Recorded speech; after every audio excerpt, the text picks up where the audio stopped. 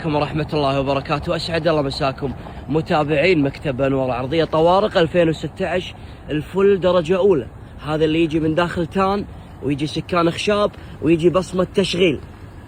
نادر من الطوارق ما يجي بصمة تشغيل، جميلة بصمة التشغيل. بانوراما، جلد، ستاير خلفية، دبة هيدروليك، بصمة دخول، بصمة تشغيل، كراسي كهرب. نادر أيضا بالطوارق يجي كراسي كهرب، ووضعياتها جميلة يا أخوة، وضعياتها جميلة ومريحة. 2016 طوارق، هذا يا أخوان الفل تحت الار لاين. كاميرات